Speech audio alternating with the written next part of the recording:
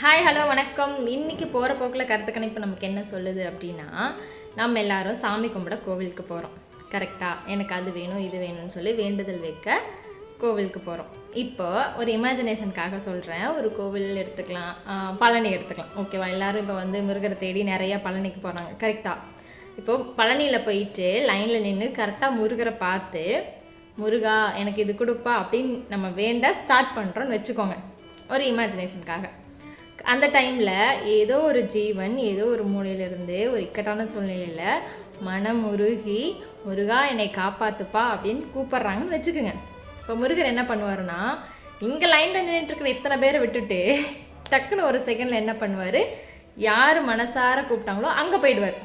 அப்போ நம்ம காசு செலவு பண்ணி மாலை போட்டு விரதிறந்து பாத யாத்திரை போய் மலை ஏறி லைனில் நின்று அங்கே போய் அவர்கிட்ட கும்பிடும்போது அவர் தான் அங்கே இல்லையே. இப்போ நம்ம யார்கிட்ட வேண்டுதல் சொல்லுவோம்?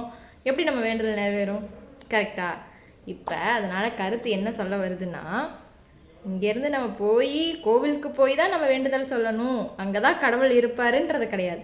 நம்ம எங்கே இருந்தாலும் மனசார கூப்பிட்டோம் அப்படின்னா கண்டிப்பாக கடவுள் நம்ம இருக்கிற இடத்துலையே நமக்கான வேண்டுதலை நம்மளோட தேவைகளை நமக்கு கொடுப்பார். கரெக்டாக? பை.